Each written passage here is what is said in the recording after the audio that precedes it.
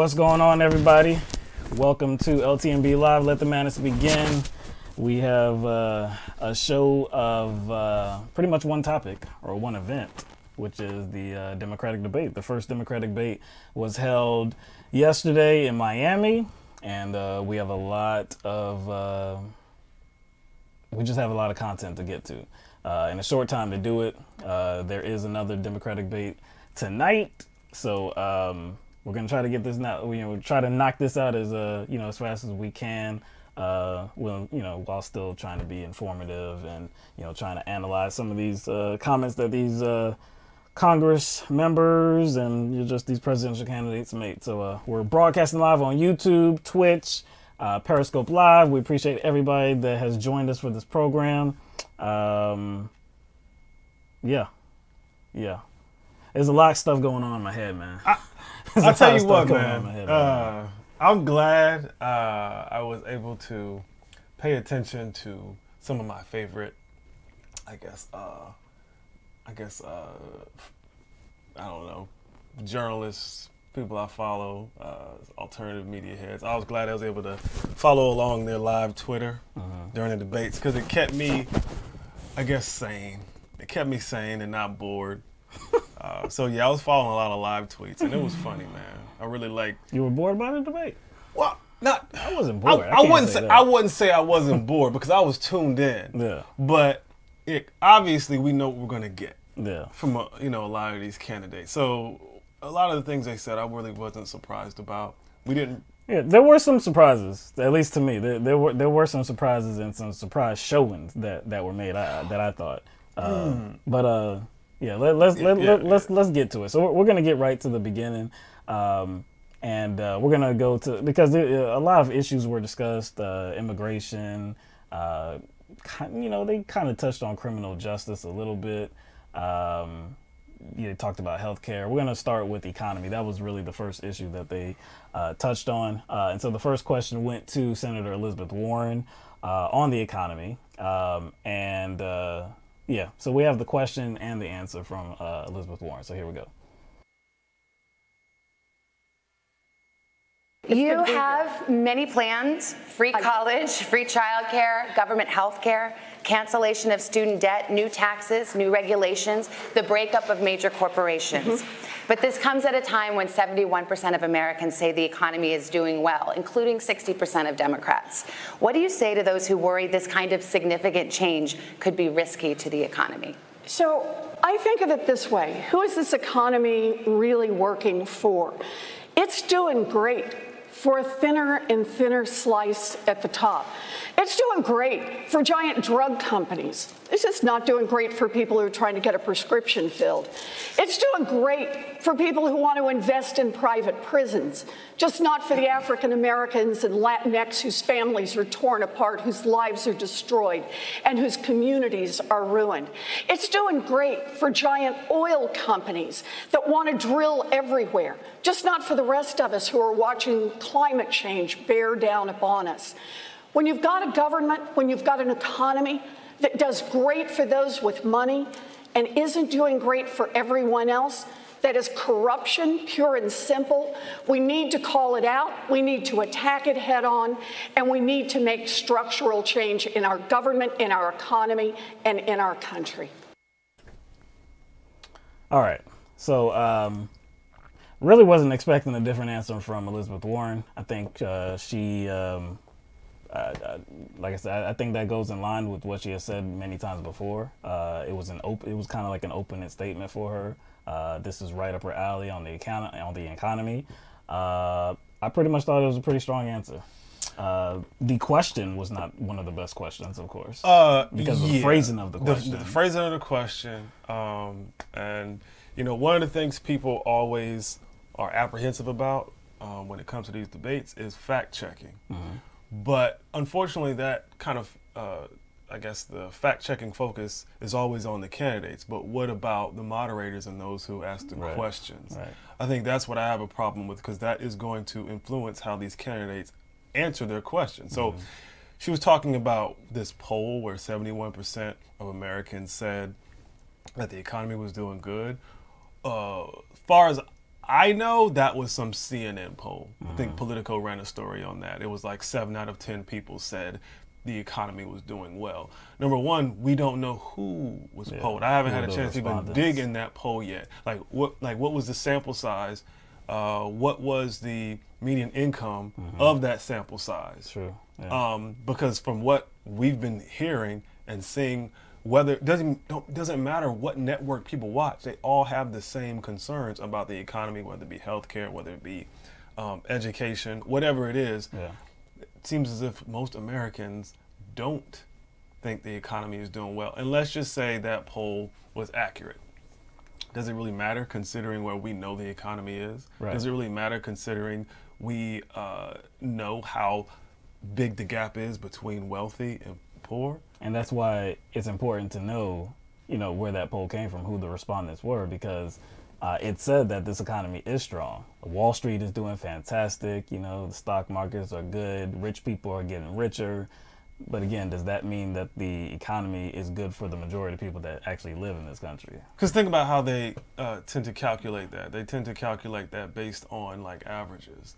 Like if you have a room full of 10 people and they all make, I don't know, an average of $40,000 a year, right?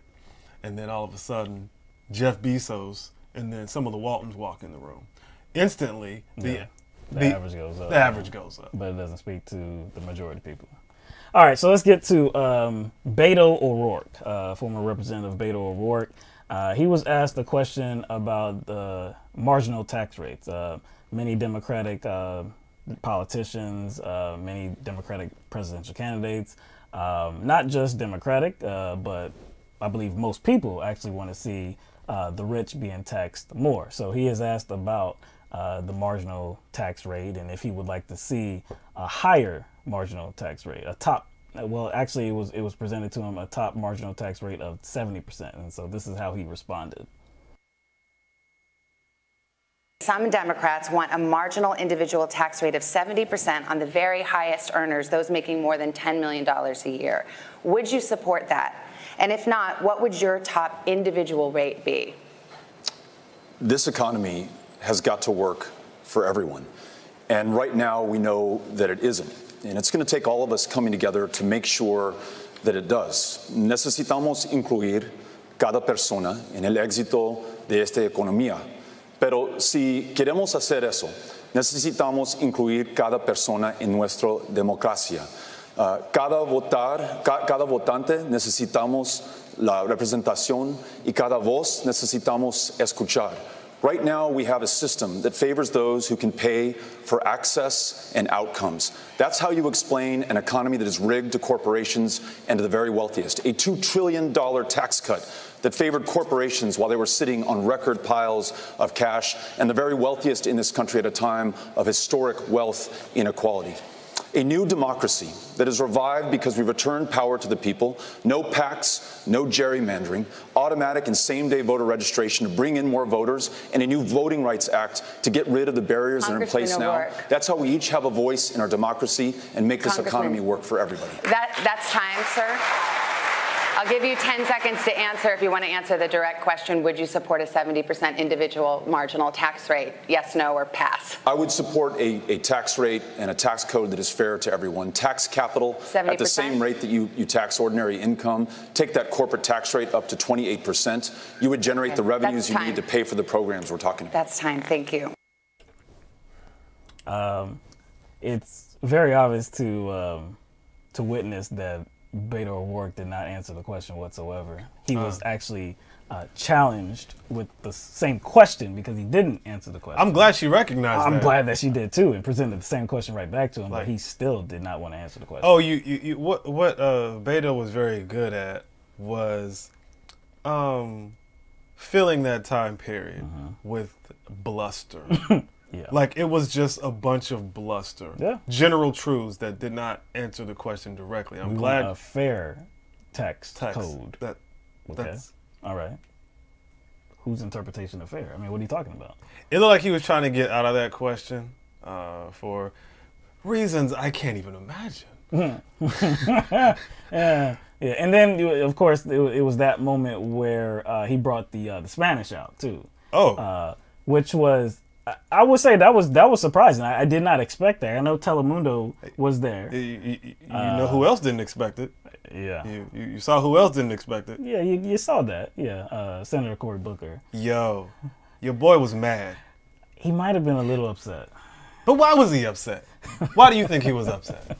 Well, later on in the debate, he pulled out the Spanish too. Oh, so what you're suggesting? Maybe he's possibly angry that he didn't get to it first. Is that, you think? Oh, I think that's what it is. He was like, this stole my move. Yo, did you look at my notes? You stole my move, man. You stole my move. So gosh. that was probably the first funny part. Yeah. But yeah, man, Beto came off as very disingenuous there. Very. I think the audience sensed it too. Yeah, I think so.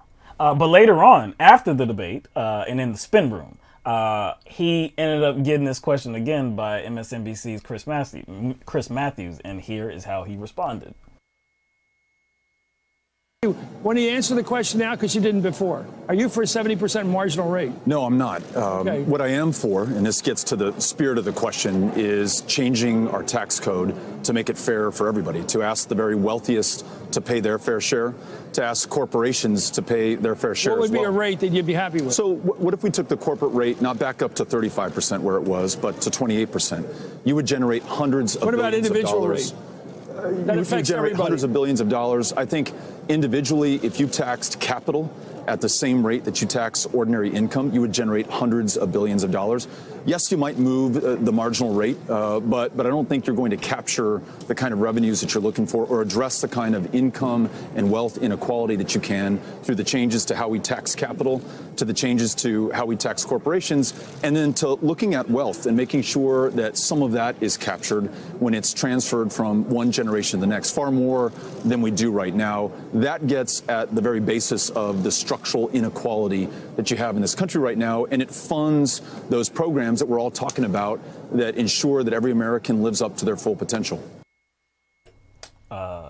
More bullshit from Beto. At least he did actually answer the question and said that no, he was not in favor of 70% individual tax rate for the rich, for the wealthy, and that would be a top marginal rate. But then again, he was asked a specific question about what would be his top rate. He did not answer that. He went to the corporate tax rate. We weren't talking about the corporate tax rate. Nobody asked you about the corporate tax rate. You're just injecting that because you don't actually want to deal with the individual tax rate. The tax rate used to be for corporations 35%. It went all the way down to 21 because of the Tax Cuts and Jobs Act. He says that he wants to raise it back up to 28%. I want it raised back up too because, again, the effective tax rate for corporations was definitely not 35%. It was around like 17%. So it was ridiculous to go all the way to 21. He wants to raise it back up to 28, and he says that will fund all the programs that we need. We were already at 35. We already were told that we didn't have enough money to fund all these programs. So what is he telling us then? Well, I am really surprised at MSNBC and Chris Matthews for kind of boxing him in. True. I didn't think that they were going to follow up with him after the main stage, after the main debate. I doubt Beto probably didn't think so either. But I'm trying to figure out why Beto didn't give that same answer on stage. True. I didn't like that answer. No, I didn't like it. I didn't like it. At least it was no. To begin with. At least it was no to begin with. No to begin with. Yeah. And he knew it was no to begin with when he was on that stage. Yep. And so I'm just going to assume that after the debate is over and when these, post-debate interviews are taking place, most likely there are less viewers. Of course there are. All right. Senator Amy Klobuchar, we didn't clip this part of it, but she was asked a question about the economy and about tuition-free colleges and universities, and part of her answer was that she was not in favor of it because rich kids will benefit from it as well. That's a really bad answer. We've talked about that before. I don't care if rich kids benefit from it. I don't care. How can it's you? for everybody. Never mind. Yeah, exactly. It's a really dumb. Let's go to the clip because I can't. Well, no, I didn't clip that. I didn't clip that because we have a bunch of clips and there's no way we could clip everything.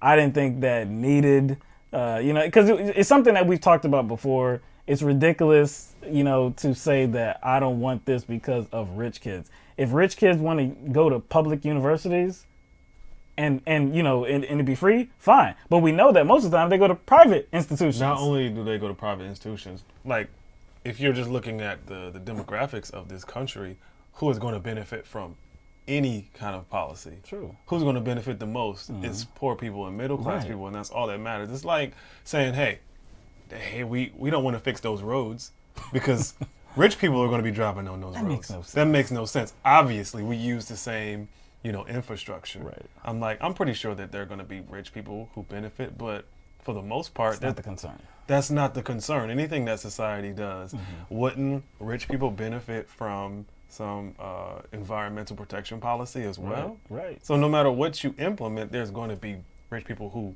benefit or are affected by it. That's such a dumb argument. It's a really dumb It's the same argument people use for the debt forgiveness. Right. Because 80% of the people who are in debt due to student loans are middle class and poor people. Right. Cory Booker was also asked about the economy. He had a pretty good answer on it. We didn't clip that as well. Did clip this. Elizabeth Warren was asked about, or she talked about corporate consolidation. So this is that clip. So the way I understand this is there is way too much consolidation now in giant industries in this country. That hurts workers, it hurts small businesses, it hurts independent farmers, it hurts our economy overall, and it helps constrict real innovation and growth in this economy. Now look, we've had the laws out there for a long time to be able to fight back. What's been missing is courage. Courage in Washington to take on the giants. That's part of the corruption in this system. It has been far too long that the monopolies have been making the campaign contributions, have been funding the super PACs, have been out there making sure that their influence is heard and felt in every single decision that gets made in Washington. Where I want to start this is I want to return government to the people, and that means calling out the names of the monopolies and saying, I have the courage to go after them. What do you think? I guess where I'm at now and how I observe and assess politics, to me, that's not a sufficient answer because I don't think it's about courage. I don't think it's about them having the courage to confront these institutions of power. And I don't even think it's about, so much naming them. I think it's more about those institutions of power, whether it be corporations, being in the pocket of our leaders. You see what I'm saying? So I don't think it's about courage. I think it's more about corruption. I feel you. See what she's saying, but I just don't think that. But see, she's not going to say it in that way. She's not going to say it in that way. Like, she will admit that yes, there's corruption in our political process and just in our economy in general. But she's gonna say that people they don't have the courage to stand up to those people that are corrupting the system, which. Yeah, we know it's like you said. It's not really about. It's not about courage. It's about greed. Greed, because we know what they're in it for. Yes. So there's not going to be any inclinations of courage that get stirred up in most of the individuals that represent our country. So courage is not even going to be a factor because I don't think it's going to. Because like you said, greed. Yeah. Like exactly. That's why they're there. It sounds like a good answer. It really does sound like a good answer, but if you have any kind of understanding of what's actually happening, what the system was built for, then that's not really a sufficient answer. Anyway, all right, so let's go to, let's see, Julian Castro. He was talking about passing the Equal Rights Amendment. They were talking about, equal pay, women getting fair pay. And so Representative Tulsi Gabbard was asked this question as well, and this is her response. Your thoughts on equal pay?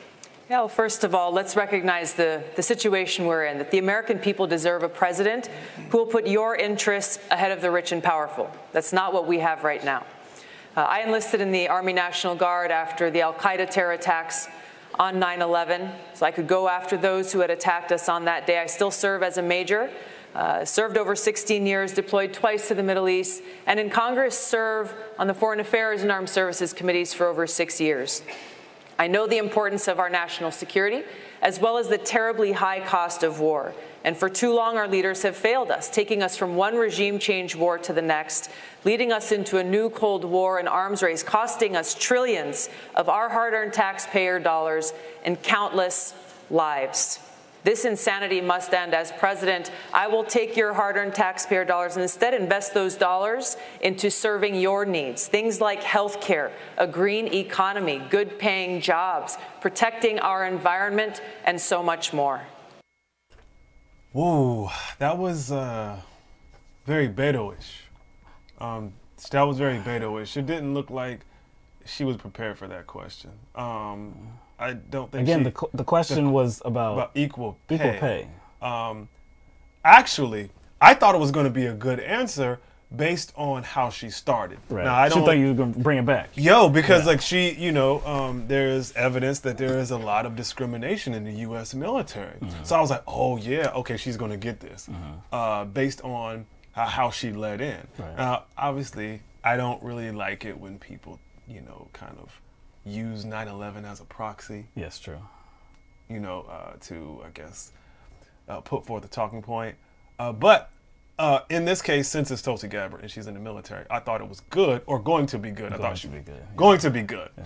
But she never actually came back. to it. She never came back to the, to the question. To the question. She was talking about different social issues and political issues in general in her position, which they're good positions. Right. If that was the subject, we wouldn't have anything to say about this. But the question at hand was something entirely different, and she didn't answer it. She didn't answer it at all. That wasn't a good look. Yeah, I don't think that was a good look. I know it reminds me of that I don't know, it was a Family Guy episode where it wasn't like Lois running for president or something. Yeah, was it president? I don't know what she was running but for. She was in politics. She was in politics. It was basically a Hillary Clinton parody, right? Where she was going 9/11, 9/11 just over and over again, and people were clapping. Right. And I'm like, that just seemed like something she was trying to do there. Now, even though that on its surface is whack, it would have been better if she went into answering the question that was asked. Right. You see what I'm saying? I would have forgiven her. Yeah, me too. I wouldn't have brought that up at all. It would just, but she had to bring it back to that. She didn't. So anyway, who else? All right, so yeah, now we have New York City Mayor Bill Deblasio. He talks about the economy in this clip. How would you address income inequality? Well, we've been addressing income inequality in New York City by raising wages, by raising benefits, by putting money back in the hands of working people. $15 minimum wage, paid sick days, pre-K for all, things that are making a huge difference in working people's lives. But let me tell you, what we're hearing here already in the first round of questions is that battle for the heart and soul of our party. I want to make it clear. This is supposed to be the party of working people. Yes, we're supposed to be for a 70% tax rate on the wealthy. Yes, we're supposed to be for free college, free public college for our young people. We are supposed to break up big corporations when they're not serving our democracy. This Democratic Party has to be strong and bold and progressive.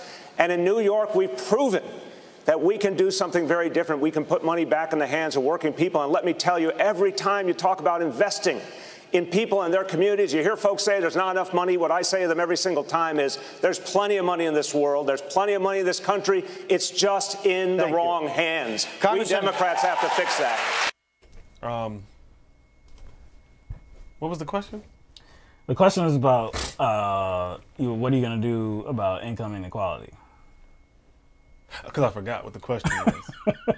The reason I forgot is because he didn't answer the question.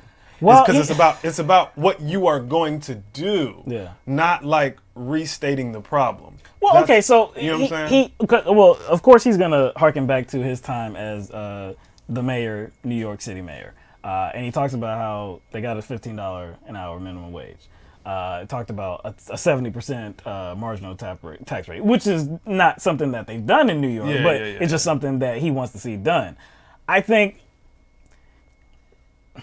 he went a lot further than what was asked of him. Like, he went to a lot of different places. He brought it back to like what the heart and soul of the Democratic Party should be. We should be this. We should be that. We should be the party of working people. We should be this.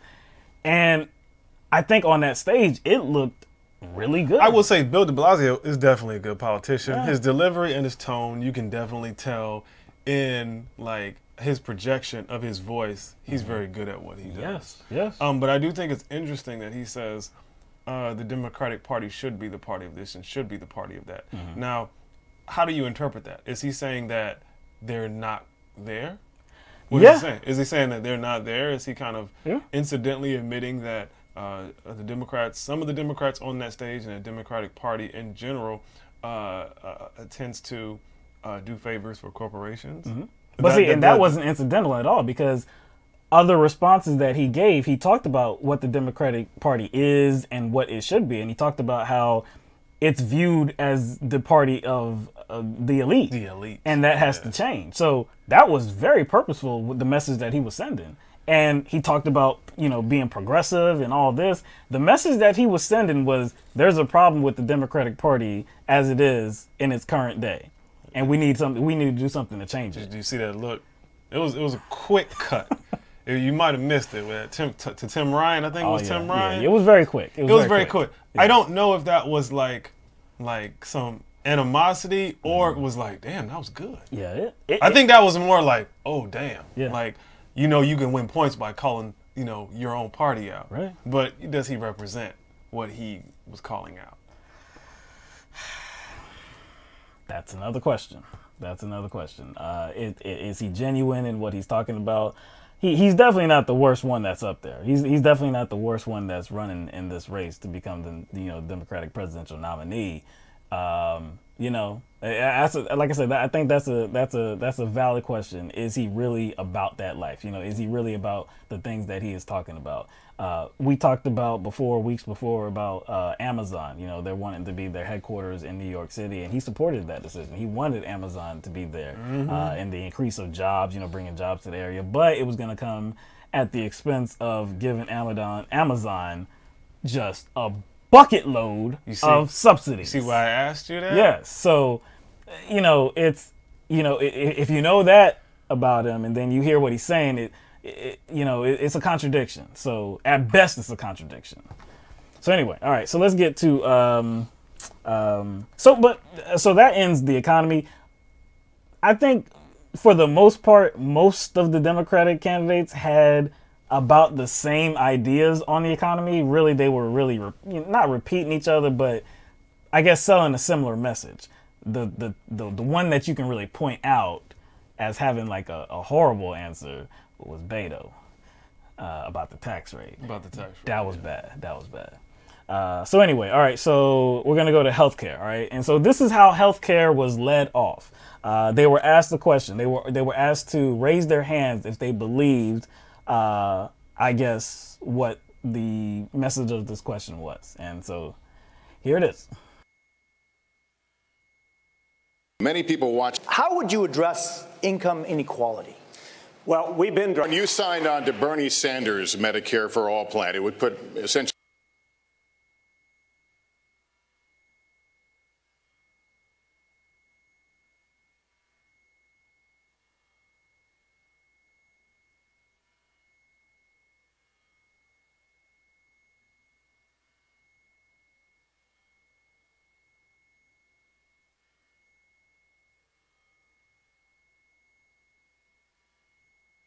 When you signed on to Bernie Sanders' Medicare-for-All plan, it would put essentially everybody on Medicare and then eliminate private plans that offer similar coverage. Is that the plan or path that you would pursue as president? So yes, I'm with Bernie on Medicare for All, and let me tell you why. I spent a big chunk of my life studying why families go broke. And one of the #1 reasons is the cost of health care, medical bills. And that's not just for people who don't have insurance. It's for people who have insurance. Look at the business model of an insurance company. It's to bring in as many dollars as they can in premiums and to pay out as few dollars as possible for your health care. That leaves families with rising premiums, rising co-pays, and fighting with insurance companies to try to get the health care that their doctors say that they and their children need. Medicare for All solves that problem. And I understand there are a lot of politicians who say, oh, it's just not possible, we just can't do it, have a lot of political reasons for this.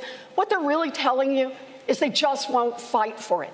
Well, health care is a basic human right, and I will fight for basic human rights. All right. My apologies. We did not have the particular clip that I was mentioning, how the whole issue of healthcare was led off. It was led off by a question from Lester Holt, and what he asked them was, who here would abolish their private health insurance in favor of a government-run plan?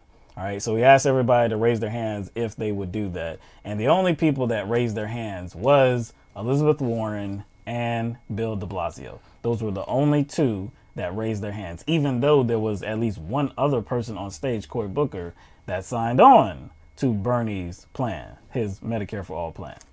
So anyway, that gets to Elizabeth Warren. She was asked directly about what she wanted, and that was the clip that you saw there. And it was interesting to see her reply, because we have talked about before, she is one of the co-sponsors of Bernie Sanders' Medicare for All bill. But when she had that CNN town hall weeks ago, she walked it back a little bit. She was like, I don't know. You know, there's many ideas out there. I don't know. And that was really disappointing to see her do that. So this was an opportunity on a bigger stage, on the debate stage, the first debate, to say, I guess emphatically, what she really believed in. And this was the answer that she should have gave in that CNN town hall. In the CNN town hall. I think she probably, out of everybody on that stage, she gave the best answer. Yes. She gave the best answer where, I guess, considering where the consensus is amongst most Americans. Right. And I think it was important, especially for this subject, considering, healthcare was the subject that was almost considered, I guess, inter-party or intra-party wedge issue during the midterms. No doubt. You would think that these candidates would kind of set themselves up better for the first debate. I think, about 4 years ago, around this time, the first Democratic debate, only like 1 out of 5 candidates supported Medicare for All. Now on this stage, 6 out of 10 said they supported it. Right. Obviously, that's a massive increase. Massive increase. I think 6 out of the 10 candidates tonight also supported. I think that's kind of interesting distribution, considering this debate setup was a lottery kind of situation. But if 6 out of the 10 have already kind of signed on, right, pledged that they support Medicare for All, how come only 2 of them raised their hands? Exactly. Very good question. Why wouldn't you just do that simple thing and raise your hand if you actually support the idea? So we have a different idea here on healthcare in the next clip, and Senator Amy Klobuchar was asked her idea about healthcare and I guess what she thought about Medicare for All. We know what she thinks, but here, let her speak for herself. Many people watching at home have health insurance coverage through their employer. Who here would abolish their private health insurance in favor of a government-run plan? Just a show of hands, start off with. All right, well, Senator Klobuchar, let me put the question to you. You're one of the Democrats who wants to keep private insurance in addition to a government health care plan. Why is an incremental approach, in your view, better than a sweeping overhaul? Well, I think it's a bold approach. It's something that Barack Obama wanted to do when we were working on the Affordable Care Act, and that is a public option. I am just simply concerned about kicking half of America off of their health insurance in 4 years, which is exactly what this bill says. So let me go on beyond that. There is a much bigger issue in addition to that, and that is pharmaceuticals. The president literally went on TV, on Fox, and said that people's heads would spin when they see how much he would bring down pharmaceutical prices.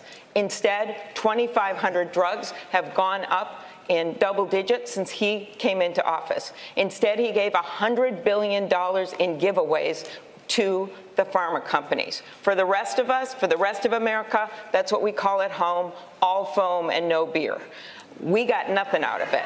And so my proposal is to do something about pharma, to take them on, to allow negotiation under Medicare, to bring in less expensive drugs from other countries. And pharma thinks they own Washington. Well, they don't own me. Your time is up. Pharma think they own Washington, but they don't own me. She said this before. She has said this before. Yeah, and she was trying to, she was trying real hard to be folksy. All foam and no beer. Oh, yeah. I was like. Personality. Yeah. Personality, all right. I think she's doing a real good job, but very subtly trying to scare people. Oh, you think? Yeah. Why would you think that? What stood? I mean, you know what I'm talking about, but what stood out to you? Well, she uttered some line like talking about Medicare for all under Bernie's proposal. In 4 years, half of Americans would be kicked off of their health care. But well, they have health care. They'd be kicked off their current insurance plan with an insurance company. Right. But they would still have what? They would still have health care. So why are you fear-mongering like that? We see Republican candidates and Republicans just in general do the same thing all the time. They fear-monger. Hey, with this socialist idea, this socialist plan, all of private insurance is going to be wiped out and everybody's not going to be insured. Really? Really? Nobody's talking about if the ACA is still here, which I assume that it will be. It has not been repealed yet, even though that's another subject. But anyway, if the ACA is still around once the Democratic nominee takes office, the Democratic president takes office, nobody that back in Medicare for All is saying, let's scrap the ACA and then we'll do something about healthcare. No. It will stay in effect. Nobody said that. So why would you sell some type of bullshit like that, man? She's really trying to occupy this centrist lane. That's her lane, man. You see what else she did, right? Who else did she bring up? Oh, Obama. Oh, yeah. That's what Obama was trying to do. That's right. Yeah. He was trying to implement a single payer system, which is the. Well, I think she's talking about the public option. Yeah, the public option. She's for the public option. She's for the public option. Right.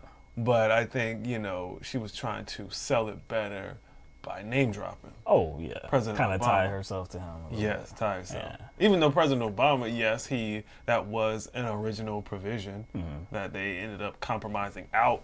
Right. But that's not actually his idea. Oh no, he didn't invent it at all. No. This is a horrible answer. Horrible answer. Very Republican-like. Was it better or worse than Delaney's answer? I don't know. Yeah, Delaney. We don't have that clip too, but yeah, Delaney said something like if Medicare for All was implemented, all hospitals would be closing. Yeah, he said something like we need to keep what works and then fix what's broken. Right.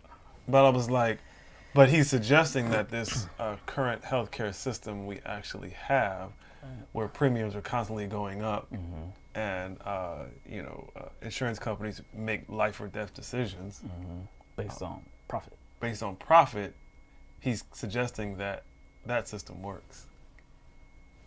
But yeah, I know he was. See, the thing is, he knew he wasn't going to get booed here. Oh no, yeah, and people actually clapped when he said that. Yeah. He knew he wasn't going to suffer the same fate as he did when he was in California, the California convention or whatever.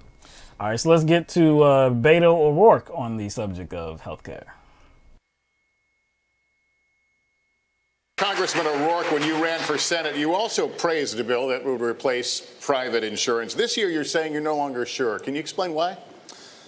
My goal is to ensure that every American is well enough to live to their full potential because they have health care.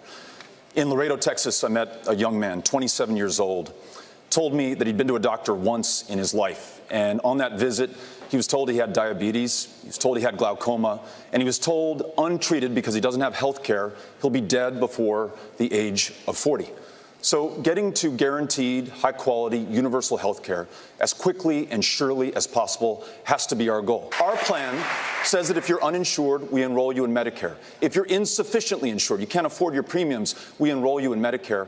But if you're a member of a union, that negotiated for a health care plan that you like because it works for you and your family, you're able to keep it. We preserve choice by making sure that everybody has health care. Time is up, Congressman, but I do want to ask a follow-up on this one. Just to be very clear, I'll give you 10 seconds. Would you replace private insurance?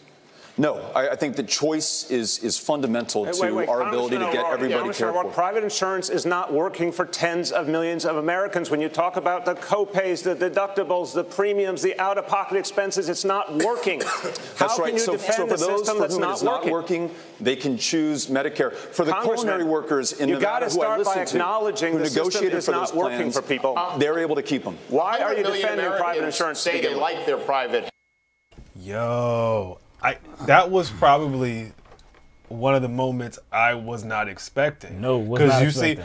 Because like that could have backfired because that was kind of like out of bounds on Deblasio's part. Yeah, but he butted in. He butted in, and to me, again, I don't like Deblasio, but like as far as like playing politics, he made sure he was heard. He made sure he was right. And he did that many times during this debate too. Yeah, but on this one right here, I mean. Challenging Beto O'Rourke on this issue when your narrative is completely different, and the narrative is the right one too. His narrative is, yo, private insurance is not working. Why are you help? One question, the last question he asked him, which, you know, a lot of people were, you know, talking over him, and I believe Delaney, he started talking about healthcare after that. But the question that he asked him is, he said, why are you defending private insurance to begin with? But of course, like I said, that was, I wish Beto O'Rourke had the opportunity to answer that question. Why are you defending private insurance to begin with? You think you would have got straight and honest answer? No. But I but don't. At least you would have liked to see him waffle. Yes. Okay, I feel you. That's exactly right. Okay, I feel you. I feel you. The reality of this is Beto O'Rourke is trying to have private insurance remain solvent. He doesn't want to do a thing about them. He wants them to remain as exactly as they are. He wants to create a situation where people can buy into Medicare, I guess like the public option. He wants people to buy into it with choice. But if they love their insurance plan, you know, they can stay with it. Nobody loves their insurance plan. They love what they're paying. If it's a situation where they actually like their insurance situation, they love what they're paying and they love what they're getting for it. They don't care about Blue Cross Blue Shield. They don't care about Aetna. They don't care about United Healthcare. They don't care about any of these companies. They care about the result. What am I paying and what am I getting? I can't remember, but I believe he used that anecdote before. With the guy said something about the dude with diabetes or something. You think he recycled it? No, it was recycled. I think we dealt with it before, but like not extensively. And I think when we dealt with it before, his excuse was, we don't have time. Right. We just need like any kind of health care. Right. We need the same access to health care we had after Barack Obama passed the ACA. Right. He was saying we don't have time, I guess, to implement a Medicare-for-All system. And this anecdote that I mentioned over here about this young kid, he's going to be affected. He doesn't have time. So he's used it before. I know he's used it before. This is a bad answer. And Deblasio showed him, completely showed him up. He completely showed him up. He straight photobombed him. Oh gosh. It was a horrible look for Beto, but it was a fantastic look for Bill Deblasio. Straight up. So anyway, all right, so let's get to Tulsi Gabbard on this question of healthcare. Congresswoman Gabbard, weigh in here. I think we're talking about this in the wrong way. You're talking about one bill over another bill. Really what we're talking about is our objective, making sure that every single sick American in this country is able to get the health care that they need.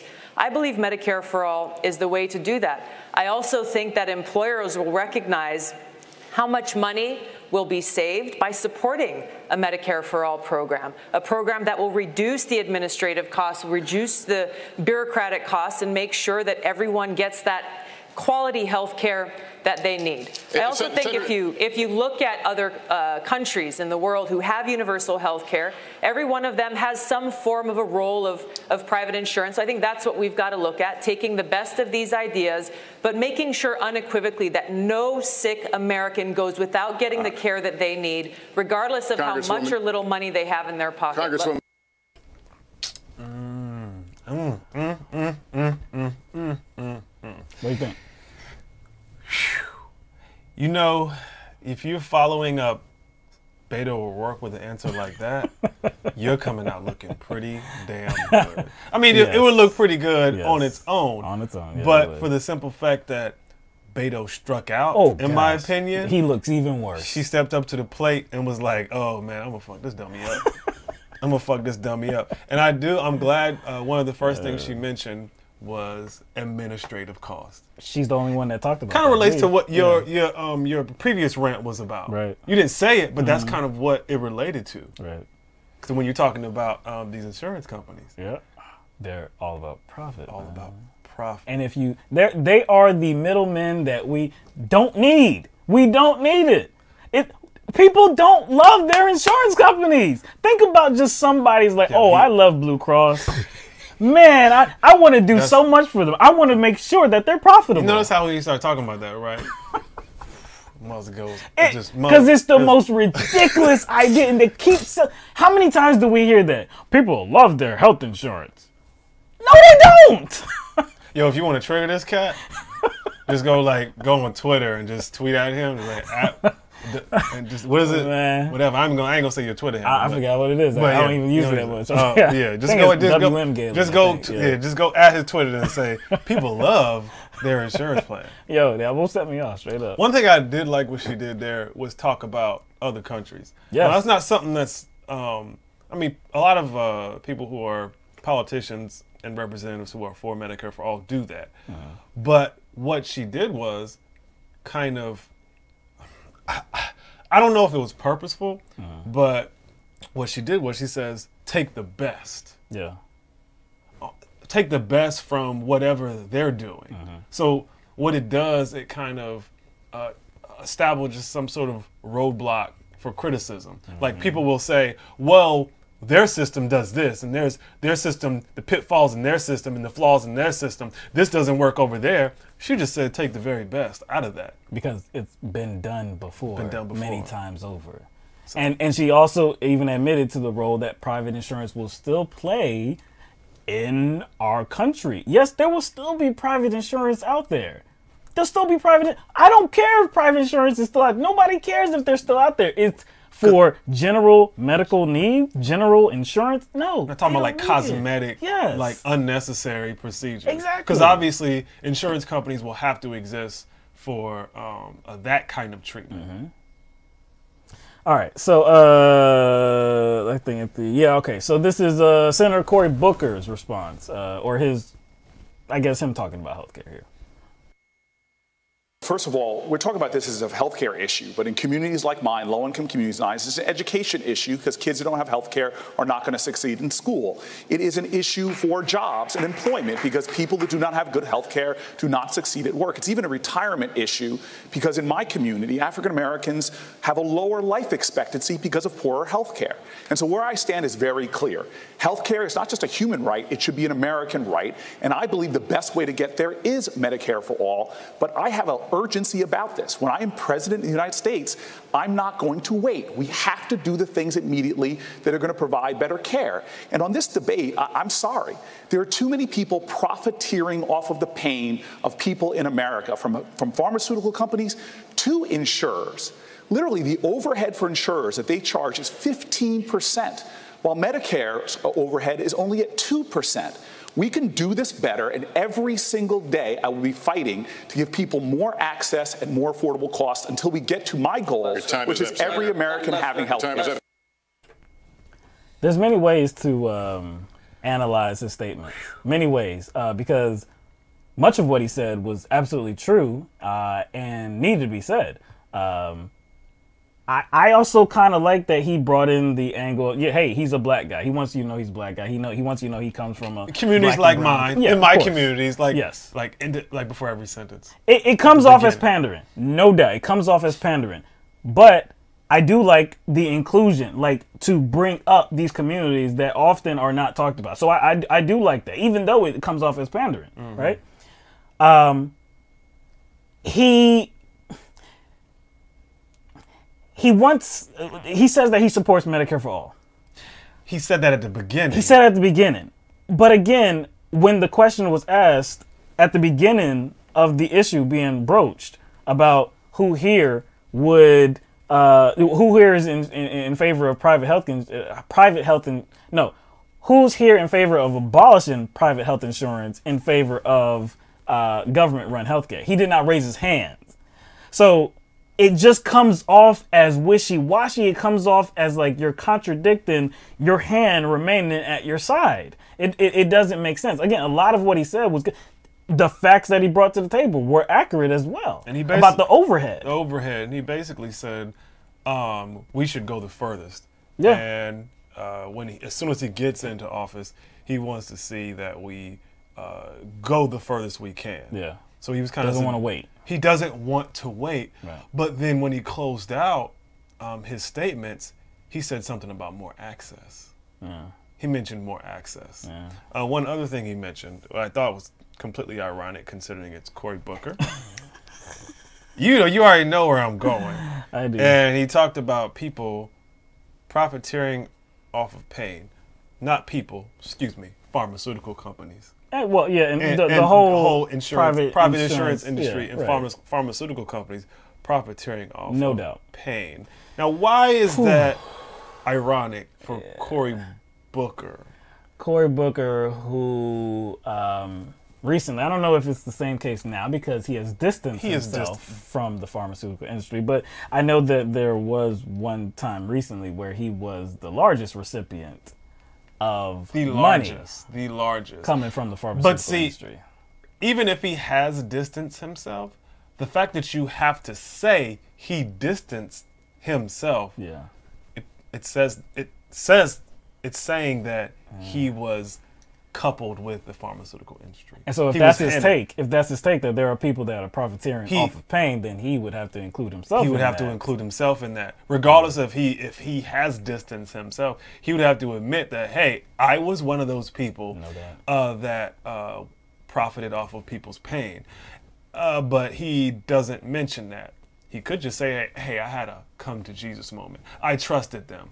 But he doesn't really admit that. And to me, that could come back and bite him in the butt if he remains in the field and he can, has more of a chance to get a direct hit from somebody who was on the other side of him. His response, of course, would be that he distanced himself and that I think it would fall on a lot of deaf ears. But for some people, they would see that as him doing the right thing. Hey, he's not taking that money anymore, so we're not going to criticize him for it.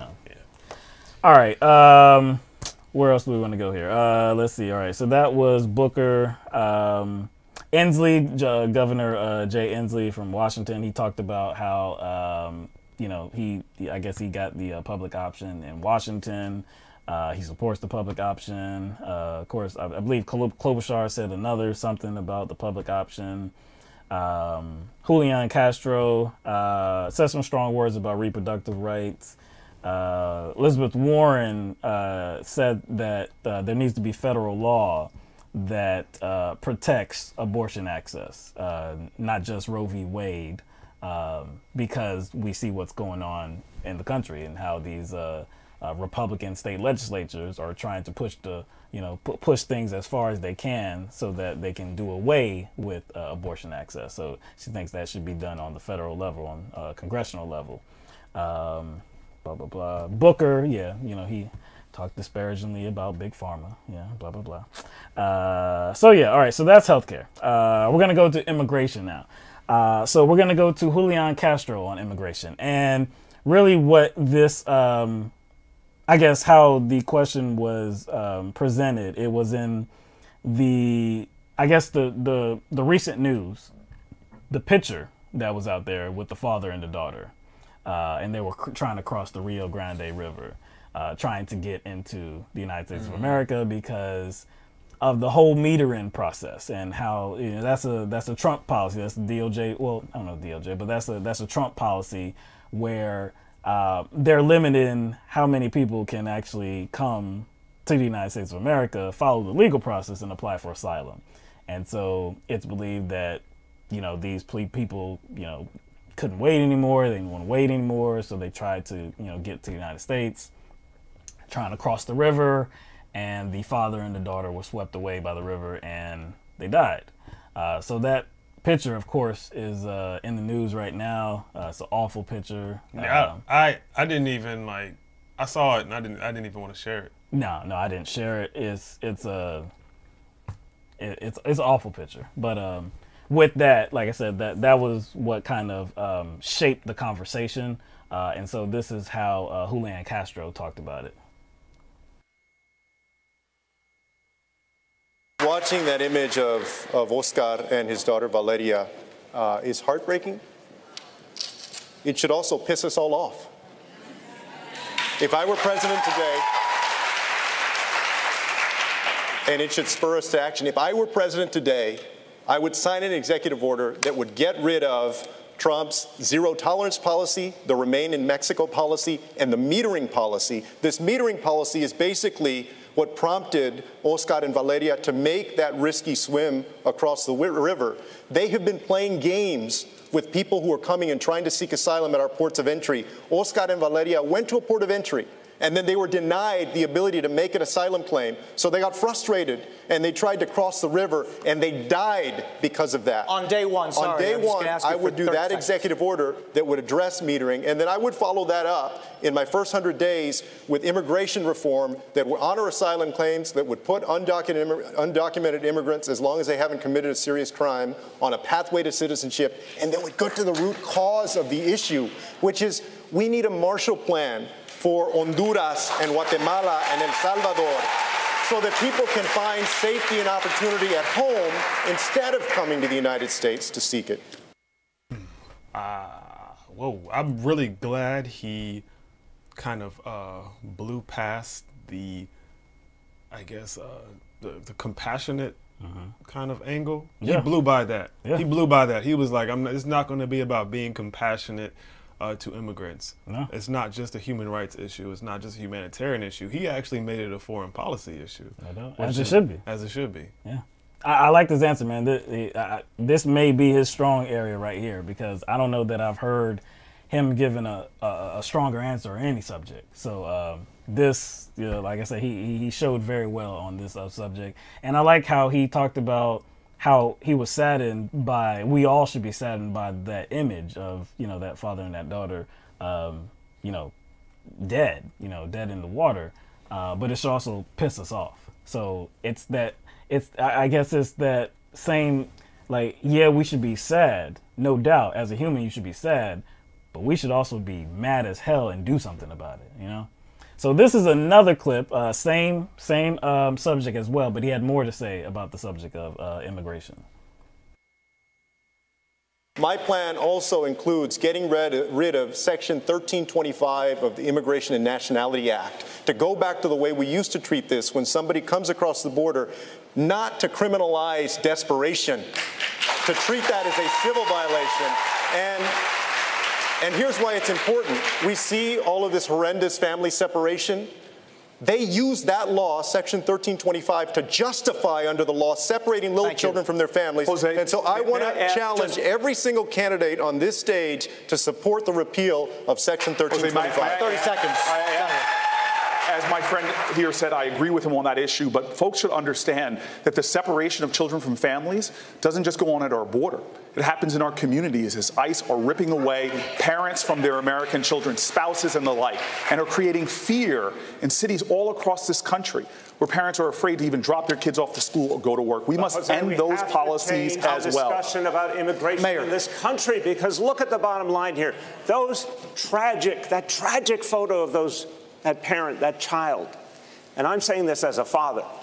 Every American should feel that in their heart, and every American should say, that is not America. Those are not our values. But we have to get under the skin of why we have this crisis in our system, because we're not being honest about the division that's been fomented in this country.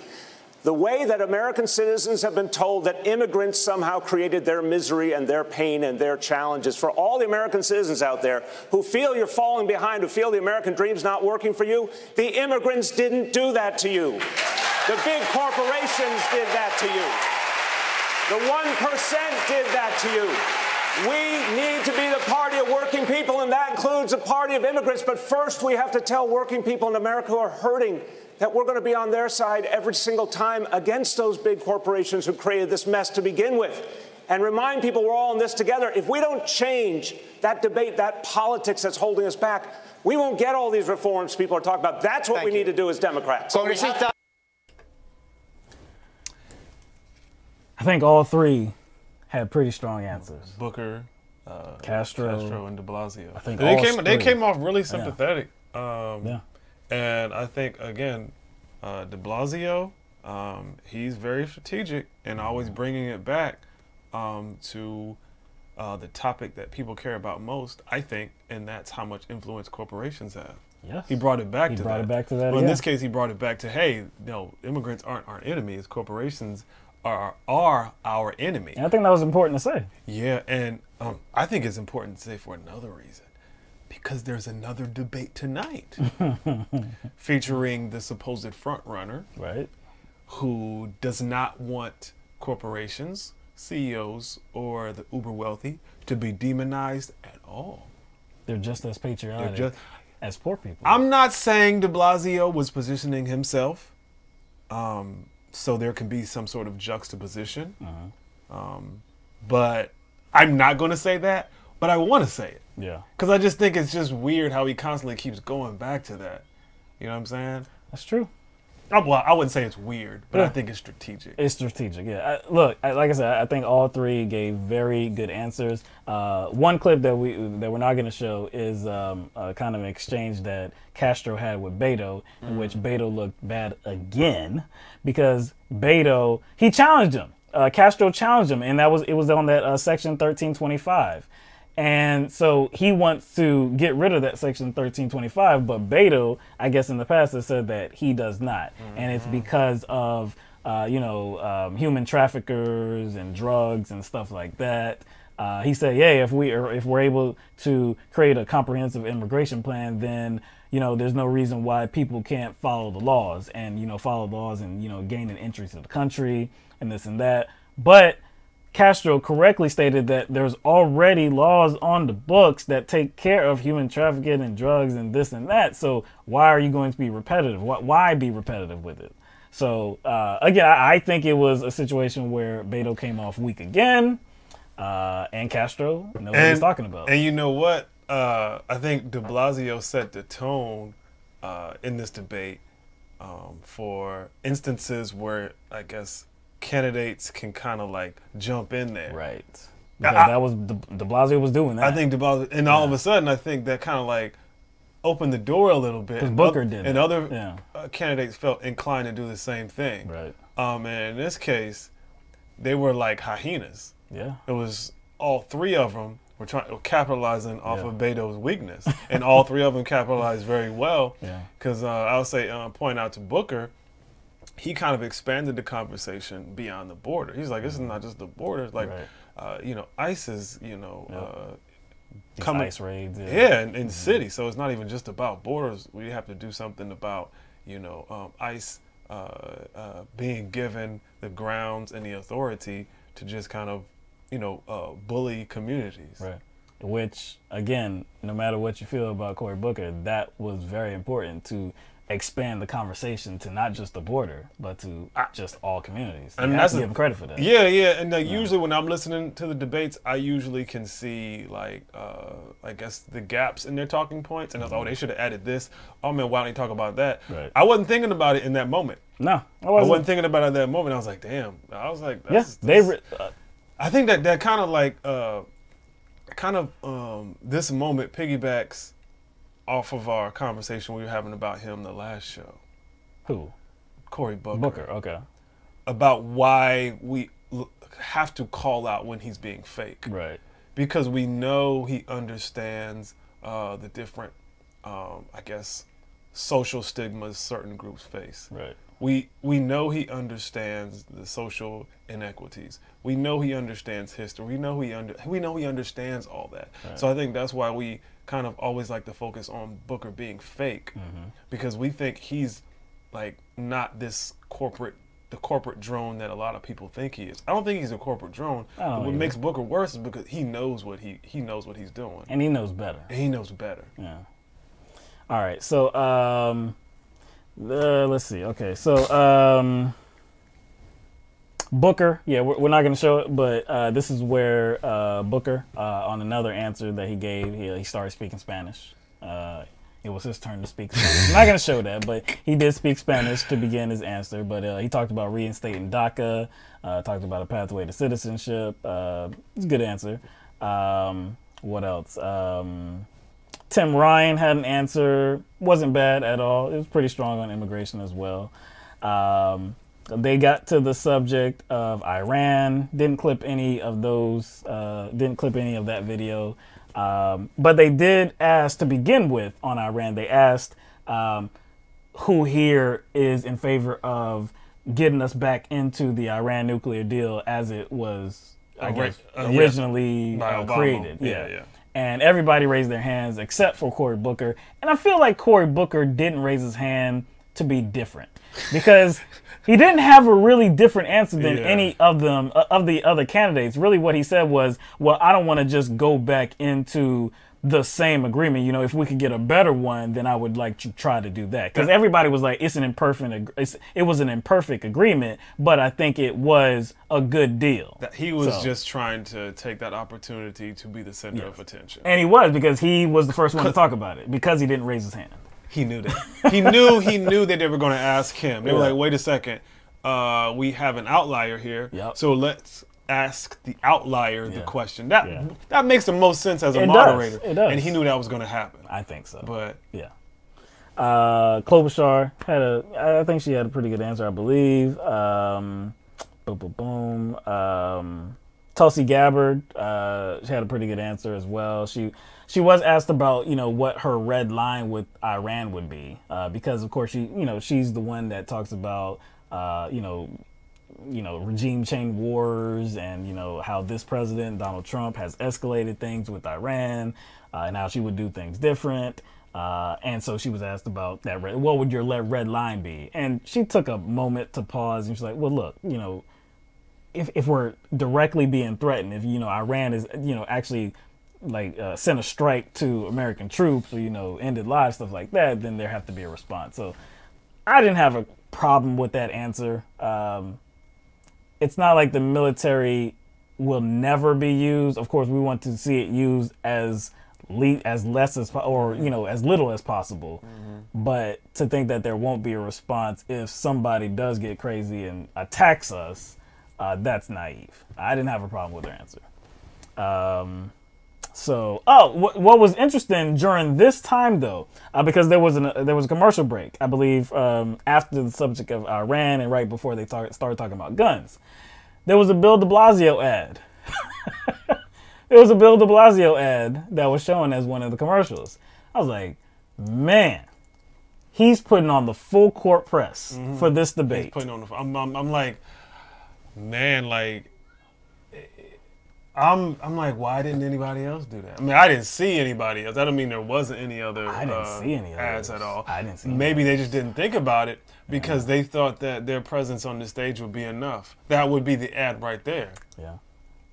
They would be the ad. I think it was a savvy move. I'm telling you. It was a savvy move, man. I'm telling you. So then, like I said, they started talking about guns.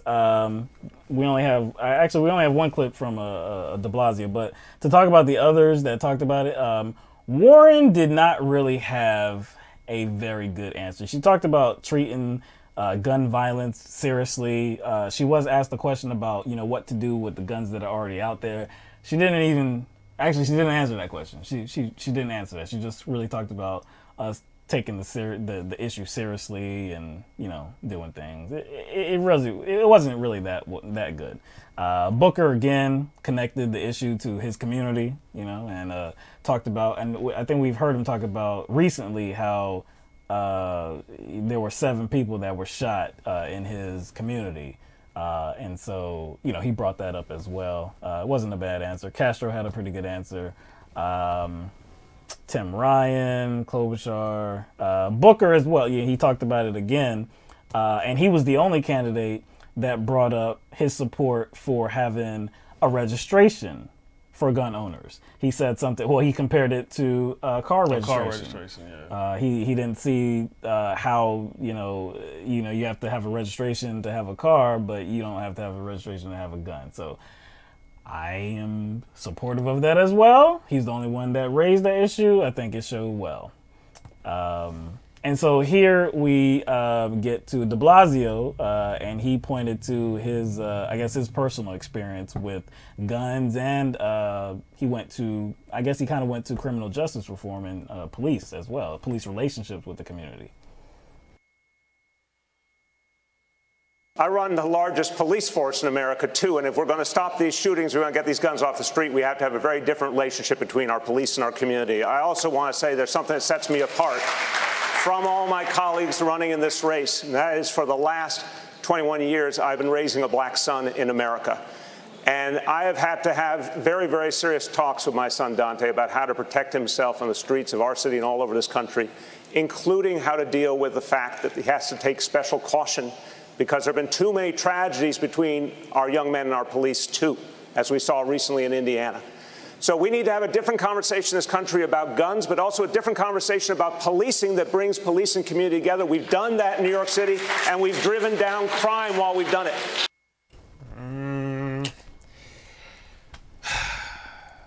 I don't know if he could kind of put himself out there as the leader on this issue. Mm-hmm. And especially since New York is his city. Right. New York is his city, and we all know about New York. They do have the largest, police force in the United States. They also have the largest amount of payouts as it pertains to, I guess, either wrongful deaths or police abuse or police misconduct. Police brutality, all of that. Police brutality, all that.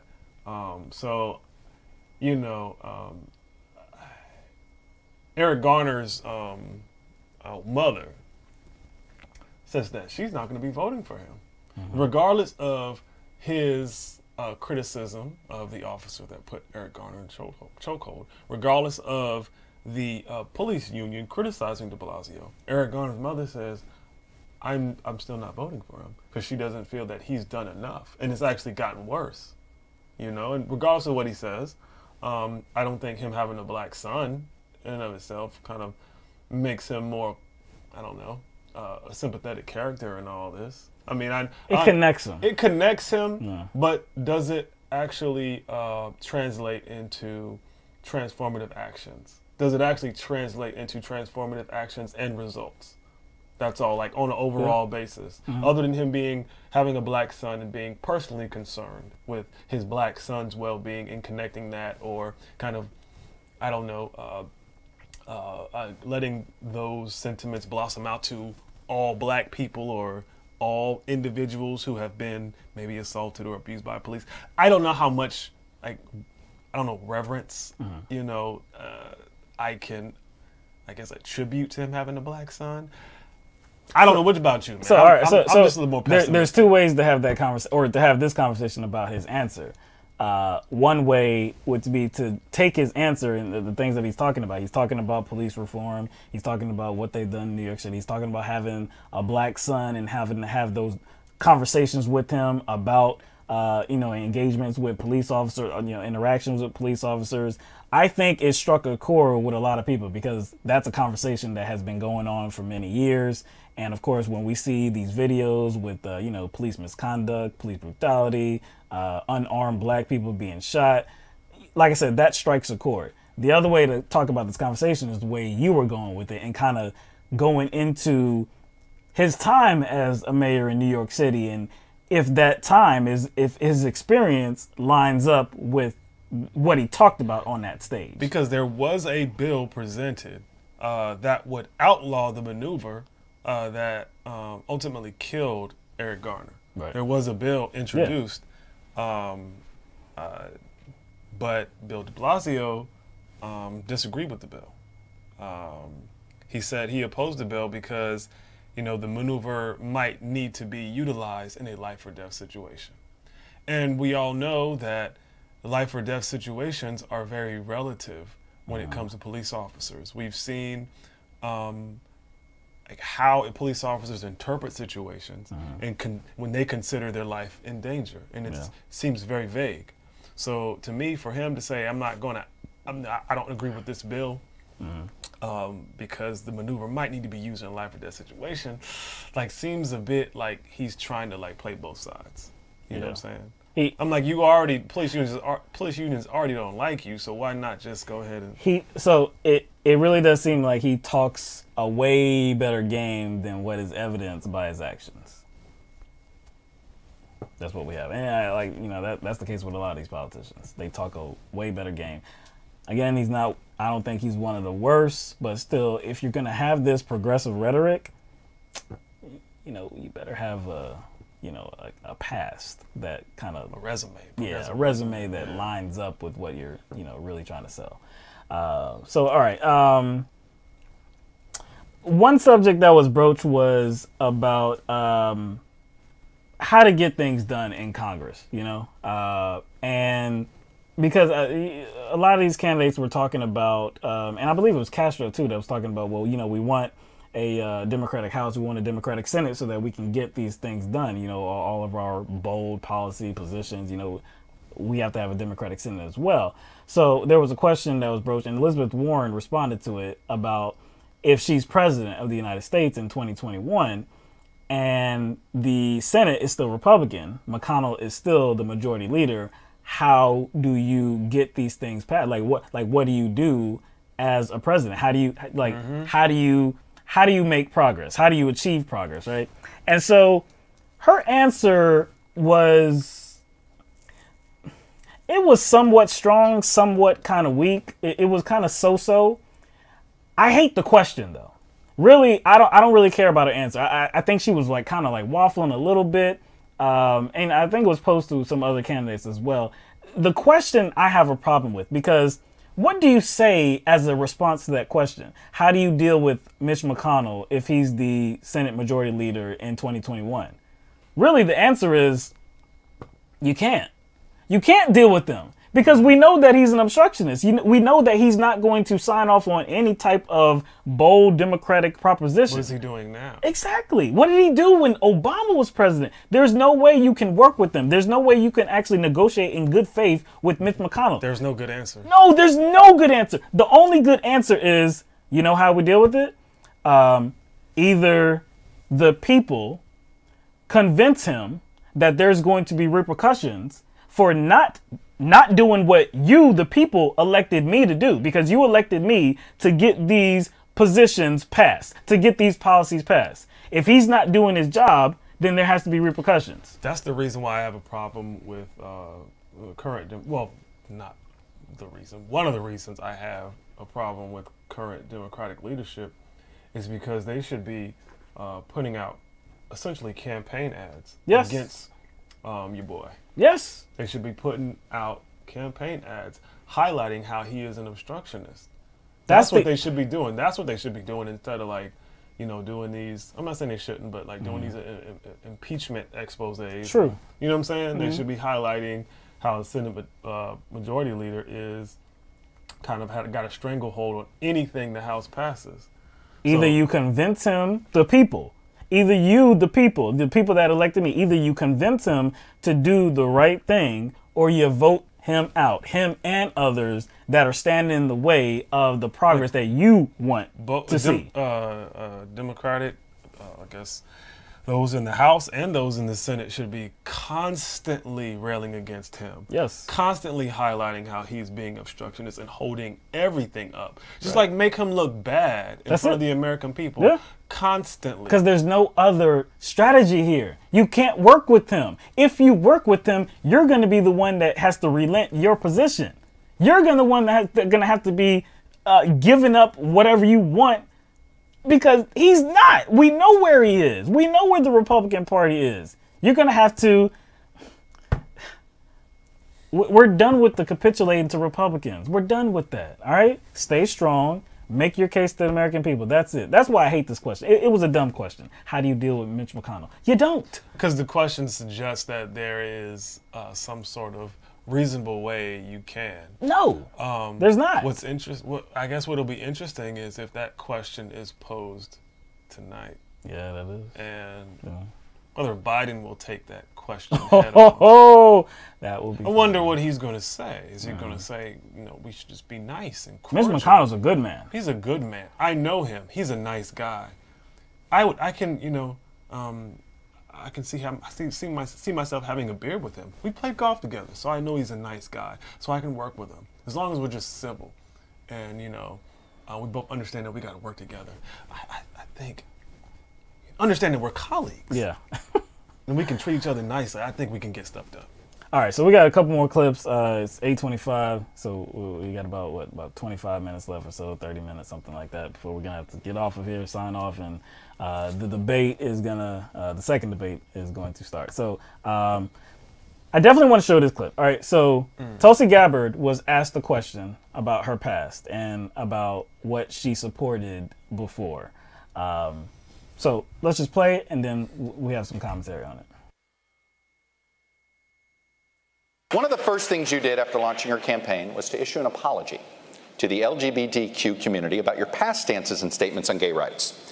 After the Trump administration's rollbacks of civil rights protections for many in that community, why should voters in that community, or voters that care about this issue in general, trust you now? Let me say that there is no one in our government at any level who has the right to tell any American who they should be allowed to love or who they should be allowed to marry. My record in Congress for over 6 years shows my commitment to fighting for LGBTQ equality. I serve on the Equality Caucus and recently voted for passage of the Equality Act. Maybe many people in this country can relate to the fact that I grew up in a socially conservative home, held views when I was very young that I no longer hold today. I've served with LGBTQ service members, both in training and deployed downrange. I know that they would give their life for me, and I would give my life for them. It is this commitment that I'll carry through as President of the United States, recognizing that there are still people who are facing discrimination in the workplace, still people who are unable to find a home for their families. It is this kind of discrimination that we need to address. But it's not enough. It's not enough. If I can add to this, it's very important. 30 seconds, this is not enough. Look, civil rights is someplace to begin, but in the African-American civil rights community, another place to focus on was to stop the lynching of African-Americans.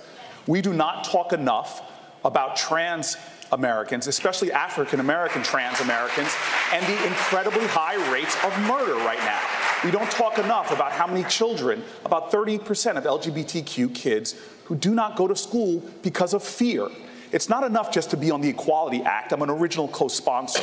We need to have a president that will fight to protect LGBTQ Americans every single day from violence. Thank you, Senator. I would say that's another instance where Cory Booker took it up a notch. Yeah. He brought it somewhere else. He brought it somewhere else. Yeah. He brought it to I want to say a higher place, but just to he expanded the conversation. He extended the conversation further than who had to answer the initial question. Right. And I think that's a good way of separating yourself from opponents and kind of one-upping opponents without directly attacking them. Right, because that can't be viewed as an attack. He just wanted to make an additional point. Now, to go to what Tulsi Gabbard was asked, I thought that was an awful question. I thought that was a outrageous and inappropriate question. Now, this is a subject that we have talked about, though, on this show. I think it's relevant to discuss about if it was political expediency for her to change her position, because we have noted that it seemed to line up with her run for U.S. Congress, her change in mentality about these issues. So I think it's fair. I think it's fair criticism. I think it's fair to discuss. But on that stage, I think it was absolutely inappropriate because she's the only one that got some kind of question like that. We just talked about how Cory Booker had links to the pharmaceutical industry, right? Which I think is more impactful. Yes. I'm not going to say more. I wouldn't say more impactful, but like he was more active in that than Tulsi Gabbard was, like when she actually became a senator, right? And kind of pushing for a U.S. state senator. U.S. state senator. I mean a state senator. Yeah, state like senator. LGBT. She wasn't like pushing hard against you know, LGBTQ and like gay rights. Right. Like there was a time in her life where she was, but once she became a representative, she wasn't. No. Cory Booker, on the other hand, that's not the case for him when it came to his connection to the pharmaceutical industry. So if she's being asked the question, hey, you changed your position here, how can voters trust you? How is that appropriate when you even heard Cory Booker talk about profiteering off of pain, talk about the pharmaceutical industry in a negative light, and you didn't say anything about how, hey, you know, we see this obvious link that you had with the pharmaceutical industry. It wasn't like this was this little link. It was, you took the most money from this industry. How can voters trust you now? If they would have gave that question to Cory Booker, I wouldn't have said nothing about the question they gave to Tulsi Gabbard. What about Elizabeth Warren? We talked about Elizabeth Warren on this show in her past, how she just became a Democrat in 1996. Right. She's in her into her 40s, and she got a question pertaining to that fact on the damn Breakfast Club. Exactly. This is our analysis of we still up. When I was reaching. That's either you or it's probably most likely. Right, so you it too. looks like it's coming back. Okay. So all right, it looks like it's coming back now.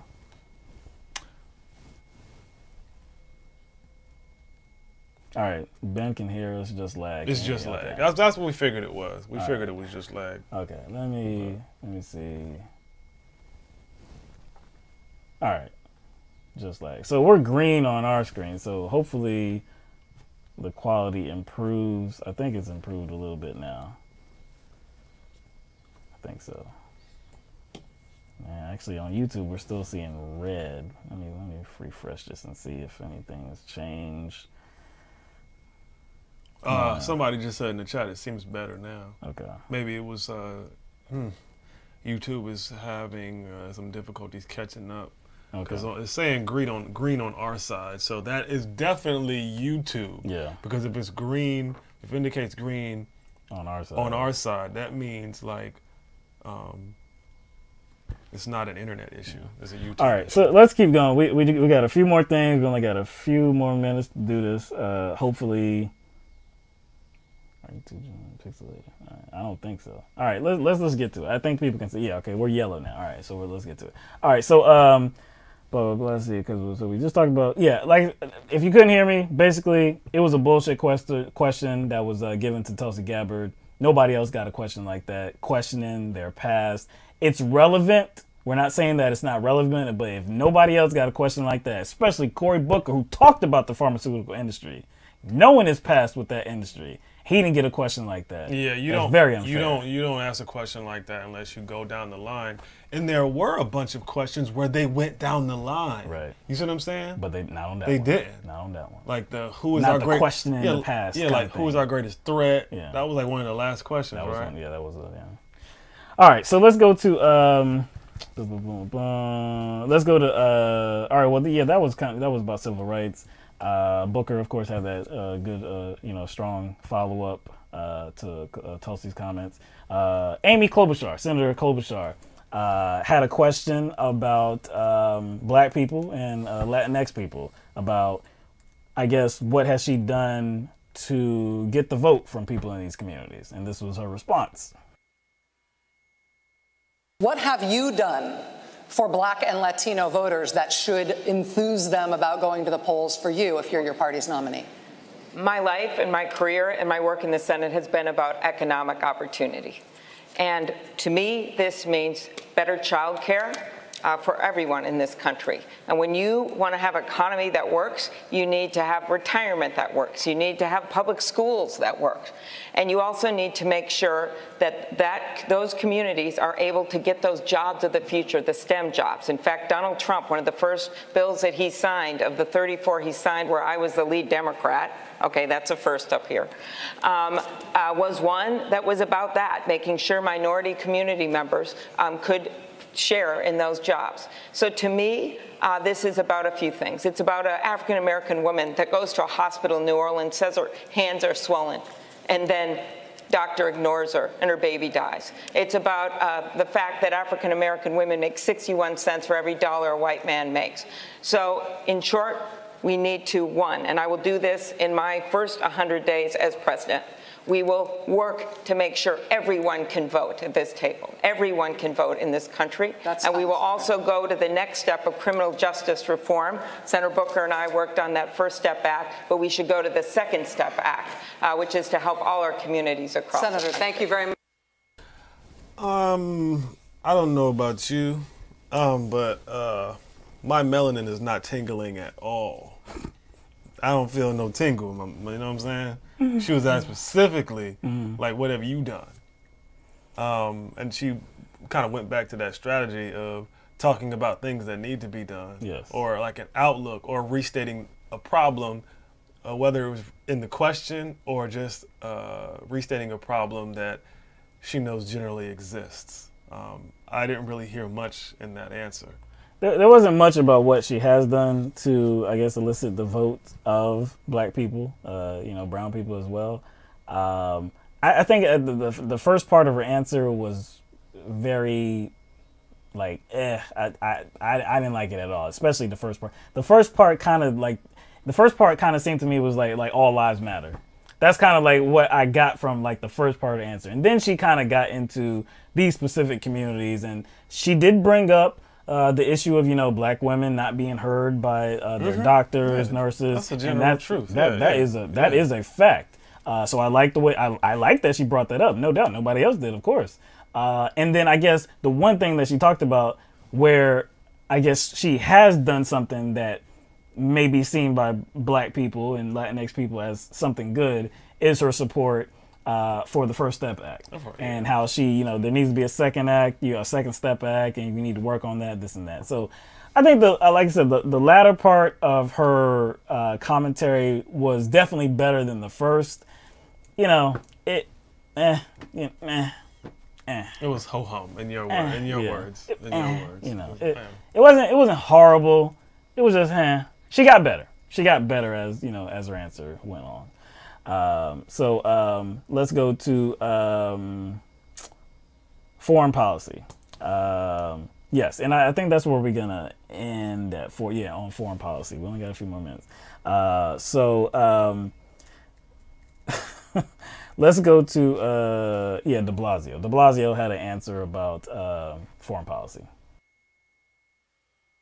We've learned of painful lessons as Americans, that we've gone to war without congressional authorization. And look, this is very personal for me. I know the cost of war. My dad served in the Pacific in World War II in the U.S. Army.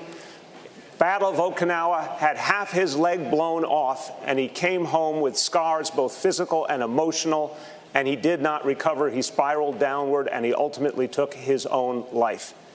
And that battle didn't kill him, but that war did. And look, even in the humanitarian crisis, and I think we should be ready, Congressman, to intervene. God forbid there is a genocide, but not without congressional approval. Democrats and Republicans, both in the Congress, have not challenged presidents and have let them get away with running the military without the congressional approval. We learned a lesson in Vietnam we seem to have forgotten. And the decisions have to be made by the United States Congress I want to pick up this point, and I want to put this. I think what he said was what I believe. We've talked about how presidents, not just one, but many presidents, have entered into conflicts without congressional approval. Obama has done it as well. George Bush, of course, has done it as well. Trump is doing it right now. So, like I said, I can't really add too much to what he said.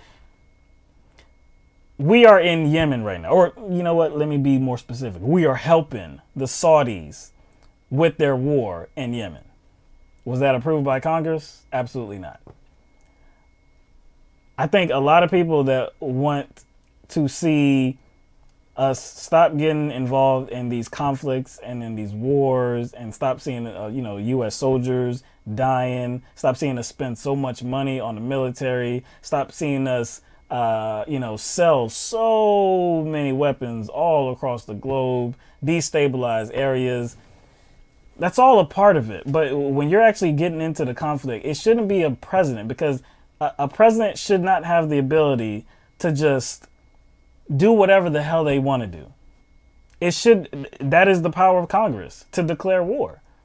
Now, we can have a conversation about if Congress is going to do the right damn thing. And that's the thing. We can have that conversation. And I think if we're talking about holding Congress responsible, you know, if we're talking about declaring war or not declaring war, I think we should also talk about how they vote when it comes to funding the military. Right. You know what I'm saying? And most of them vote in favor of it. Yes. So I think that increases military spending increase. So I think the members of Congress that are kind of, I guess, they're promoting this. You know, I forgot the name of the last bill that was introduced. Yeah, I can't remember. But if members of Congress are going to be bent out of shape about not being allowed to make decisions about whether we go to war or not, I think those same members kind of have to look at their vote in regards to funding the military as well, because they can use that as some sort of, you know, bargaining chip. They can use that as some sort of like, hey, you know, we're not going to fund you. You know what I'm saying? I'm not going to vote to fund if you keep going around this. Right. You know what I'm saying? If they were really about that life. Yeah, I agree. Like I said, the reason. Look, there's a separation of powers for a reason. It should not remain in one individual's hands if we're going to enter into all these conflicts. So yes, we know that Congress can do the wrong thing. They can increase military spending. They can send us to war. They sent us to Iraq, right? George Bush got the approval from Congress to go to Iraq, right? So that was the case where it didn't matter that Congress approved it. You know, it didn't matter that it was in Congress's hands. They made a wrong damn decision, right? So again, there's different conversations to be had here, but I still do believe, or I still do agree with Bill Deblasio in saying that a president should not have the ultimate authority to get us involved in whatever conflict that they like. So to stay on foreign policy, now we have a dust-up. So the dust-up involves Representative Tim Ryan and Representative Tulsi Gabbard. And we'll just let you decide how that dust-up kind of played itself out. We must be engaged in this. We must have our State Department engaged. We must have our military engaged to the extent they need to be. But the reality of it is this president doesn't even have people appointed in the State Department to deal with these things. Whether we're talking about Central America, whether we're talking about Iran, whether we're talking about Afghanistan, we've got to be completely engaged. And here's why. Because these flare-ups distract us from the real problems in the country. If getting drones shot down for $130 million because the president is distracted, that's $130 million that we could be spending in places like Youngstown, Ohio, or Flint, Michigan, or rebuilding. Congresswoman Gabbard, I'm going to give you 30 seconds, actually, to jump off what he said. He described engagement as the problem. Is that what you will tell the parents of those 2 soldiers who were just killed in Afghanistan? Well, we just have to be engaged. As a soldier, I will tell you that answer is unacceptable. We have to bring our troops home from Afghanistan. We are in a place in Afghanistan where we have lost so many lives. We've spent so much money, money that's coming out of every one of our pockets, money that should be going into communities here at home, meeting the needs of the people here at home. We are no better off in Afghanistan today than we were when this war began. This is why it's so important to have a president and commander-in-chief who knows the cost of war and who's ready to do the job on day one. I am ready to do that job when I walk into the Oval Office. Thank you very much. Listen, I'm going to go down the line. I'm going to go down the line here. Well, you know what? You felt like she was responding. You get 30 seconds. Very go. Good man. Fair I enough. Appreciate that. I hear what you're saying. I would just say I don't want to be engaged. I wish we were spending all this money in places that I've represented that have been completely forgotten and we were rebuilding. But the reality of it is, if the United States isn't engaged, the Taliban will grow and they will have bigger, bolder terrorist acts. We have got to have some present there. As the Taliban was there long before we came in. They'll be there long before we leave. Well, we cannot keep U.S. troops deployed to Afghanistan thinking that we're going to somehow squash this Taliban that has been there, that every other country that's tried I didn't say has failed. squash them. When we weren't in there, they started flying planes into our buildings. So I'm just saying right now, the Taliban didn't attack us on 9/11. Al-Qaeda did. Well, I understand. Al-Qaeda attacked us on 9/11. I understand. That's why I and so many other people joined the military to go after Al-Qaeda, not the Taliban. Whew, you said it was a dust up. Yeah. But in this particular dust up, who came out with the most dust on them? Oh, gosh. No doubt, Representative Tim Ryan. He looked like an idiot. He looked weak. He looked foolish. He looked like he was not knowledgeable about the facts. He looked like this was out of his depth. You ever, like in sports, you see like a football player get hit. Yeah. Start fumbling. They fumble and they try to get hold of the ball. They keep fumbling. Yes. That's what it looked like there. He looked. Hey, I don't want to be engaged.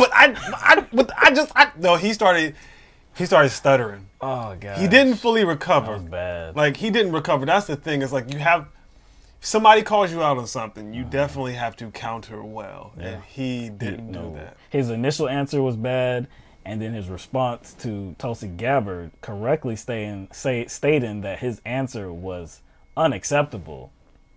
Then he said the Taliban attacked us, dog. Are you a congressman? I was like, oh, you should know these things better than the rest. You said this on the debate stage, and Tulsi had to correct you. Oh, that was a bad look. That was a real bad look. Now I think he released a statement. We don't have that statement. No. But yeah, he did release a statement trying to explain himself and what happened and what he meant after the debate. But he kind of explained himself right after that too, because he said, "Well, the Taliban was protecting Al-Qaeda." I guess you can clean that up, and I guess you can clean, I guess the term engagement up, because I could assume like what he meant by that. I don't necessarily think he meant like, hey, we have to stay militarily engaged. He said the word military, but I think he could have answered it a lot better. Yes. He could have used words like diplomacy, other strategies, that kind of engagement. Yeah. But it made like the way it sounded like he was talking about more military engagement. And so that's why Tulsi was able to pounce on him. And regardless of whether he cleaned it up later, right after, or with a press release, it still looks bad. It just reminds me of the whole Drake Pusha T thing. Oh, yeah. You know what I'm saying? Like, the response. The response. Like, no, you come out with your diss tape, your diss track. You don't come out with a press release. You make yourself look weak. You just make yourself look like you lost. And that's what it looked like. Now, I do have a little bit of pushback as far as, like, Tulsi Gabbard. Even though she took the opportunity to make herself look good, and what she did, and Tim Ryan just looked ridiculous. At the end, she mentioned the fact that she mention that she joined? She joined. That's why she joined. That's why she joined. To me, I think as well as Will, we do think that's a contradiction based on what she has said about regime change wars. I don't think this is the only time, but she has made clear that she is in agreement with the war on terror. Yeah. And then she made that one of the reasons why, she joined. Yeah. That's how she usually opens up when it comes to that kind of question, or when she's questioned. She talks about her military service and why she started. She mentions the war on terror. And I think earlier she said something about regime change and endless wars. And I don't know about y'all, but when you're talking about regime change, we have to look at what the United States and our foreign policy kind of hones in on and focuses in on to justify regime change, and that is the war on terror. So I think there's a bit of a contradiction on her part. I agree. I agree. All right, so let's close this out. Yeah, we got through all the video that, there's one other clip, but it's very short. Anyway, so they had closing statements. John Delaney, who we had no clips of, but we do have one. We'll get to that. But anyway, John Delaney in his closing statements, he said, he talked about no impossible promises. Horrible. Deblasio talked about, poverty, doing something about poverty, talked about a living wage, pre-K education, touted his record, put working people first. He said that many times. Governor Jay Inslee talked about the climate crisis, of course. Said he's the only candidate making it the top priority. Tim Ryan continued talking about forgotten communities, said, we need to play offense, unify, lift everybody up. Gabbard talked about healthcare, green economy, good paying jobs. It's a pretty good statement. Castro, healthcare, education. Said on January 21st, I think on January 21st, 2021, we'll say adios to Trump. Klobuchar said she listens to people. She's passed over 100 bills where she's the lead Democrat. She's won in red districts. Again, she's trying to play that center lane. And also talked about doesn't make promises others make. Boo. Booker. That makes you so good. Yeah, I know. Because we know the promises she's talking about that are like so outlandish, radical. Senator Booker said, calling this country to a sense of common purpose, speak to the good in us as humans. Kind of weak. Beto talked about how to beat Trump, but it was worse. Couldn't beat Cruz. Yeah. And then Senator Elizabeth Warren talked about how we can make our government and economy work for everyone. She said that she will work for you, the people, as hard as she fights for her own family, which, I guess it came off well. Still looked a little bit like pandering, but still, whatever. But so that was the debate. Klobuchar is the one that invoked Trump's name the most in this debate. Invoked his name 9 times. I believe Representative Ryan invoked his name 7 times. Warren didn't mention Trump at all. Trump was not really mentioned too often on the debate stage. Another person that was not mentioned at all was Biden. Biden was not mentioned. A lot of media heads, talking heads, thought that this was going to be like a pounce on Biden event. Nobody went there whatsoever. I think if there were less candidates, that would probably have been more likely. Yeah. One aspect of this debate that we do have to, reference, and we already referenced it before, talked about how, especially about Medicare-for-All, back in 2016, nobody was supportive of it except for Bernie Sanders. Okay. But now you have many candidates that do. This debate, to see where things are right now in 2019 as opposed to 2015 and 2016, you see how far the Democratic Party, I guess, in optics has come. I wonder how that happened. Who pushed the narrative forward? I wonder. Was it Hillary? Because a lot of these things that these candidates are talking about, that you would even describe them as progressive, but a lot of these things that these people are talking about are things that Hillary would not go to. She would not go as far as that in 2016. Okay, you're saying who? Okay, you're saying like what Hillary wouldn't go to. No. So you're saying, you're talking about the person that did not push the conversation. Oh, yeah. Okay. And who pushed the conversation then? That was Senator Bernie Sanders. Okay. Also, there's some, I guess, criticism about the debate questions. They didn't talk a lot about climate change. Didn't really talk a lot about criminal justice reform either. I don't really have a criticism on that. Look, there's 10 people. This is the first debate. They can't spend. There's a lot of issues. Like what are you gonna do? There's different ways they could have presented the question, and we noted that. But the actual topics, there's 10 people. Yeah, I thought the debate was going to be longer. I was surprised at actually how short it was, considering how many candidates there were. But there's a lot of, candidates that didn't really give us anything new. We knew who we were dealing with, True. Especially with Beto. Right. Beto came off, I think, the worst out of all the candidates. All right, so let's get to winners and losers to close this off. Okay. So who's your loser? Beto. Okay, I have the same loser. Beto is the loser. He just comes off so.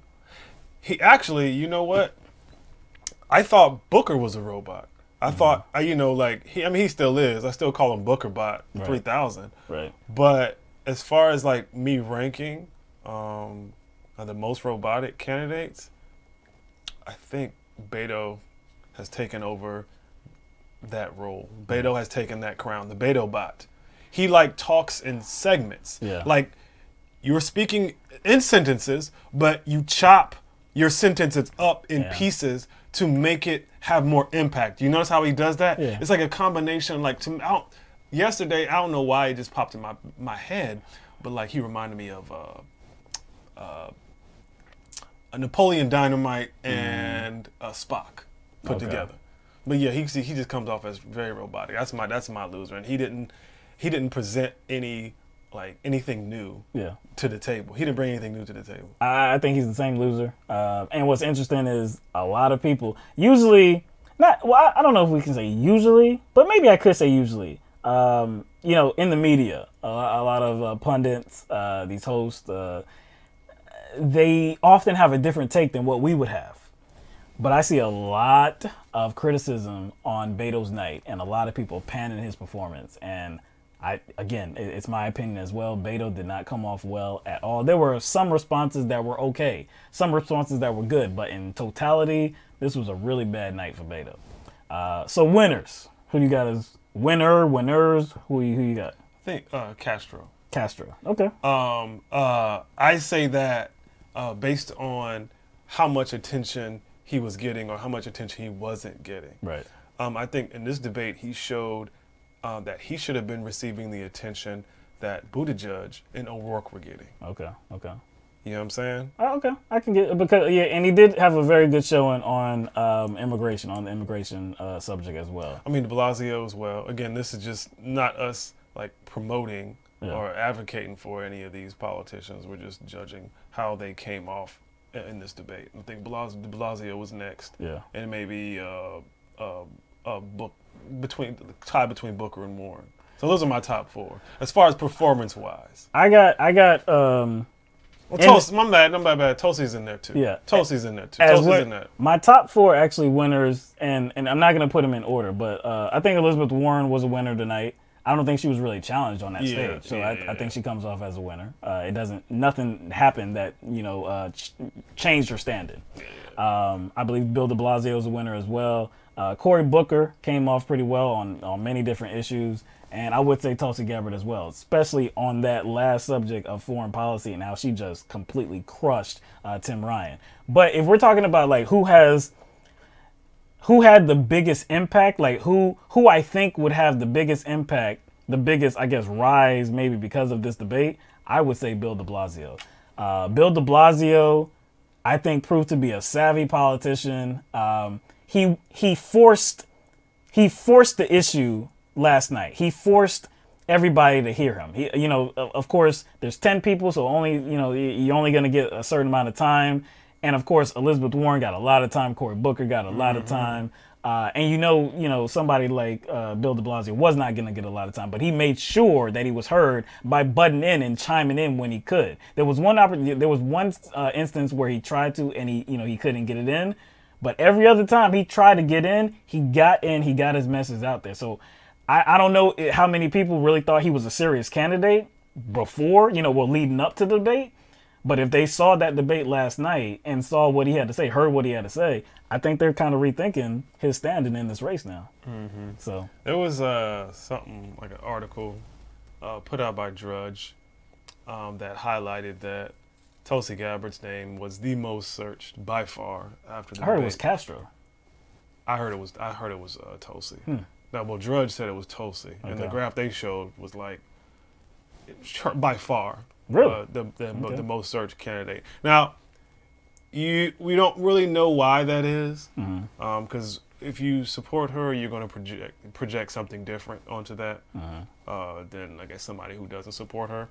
We don't really know the details as to why her name was searched. I mean, it could just mean that they just who is this? We didn't really know who she was at all. or it's just let's look more into her, right? So we can see if we want to, they want to support her. So I don't know. It could be either or. So yeah, so I mean that's going to be our political or our debate coverage for the first debate. Of course, it's 9 o'clock right now, so that second debate is just about to get started. So we are going to sign off. We're not going to have any time for callers right now, but tomorrow we will be going live again because we can't wait till next week to actually talk about the debate that's happening tonight. There's there's one more clip I wanted to show you, and that was John Delaney. We didn't talk a whole lot about John Delaney. We talked about him on the subject of healthcare. But on this clip, I want you to see how fake a guy John Delaney is. This is after the debate and in the spin room being interviewed by, I guess, NBC News. I believe it's NBC News. So just take a look at how fake this guy is.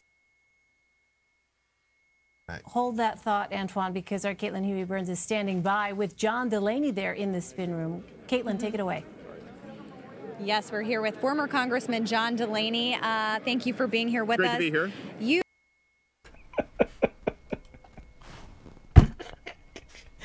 This dude's all cool. He's all like, just regular. And then the reporter starts talking. What a fake guy, man.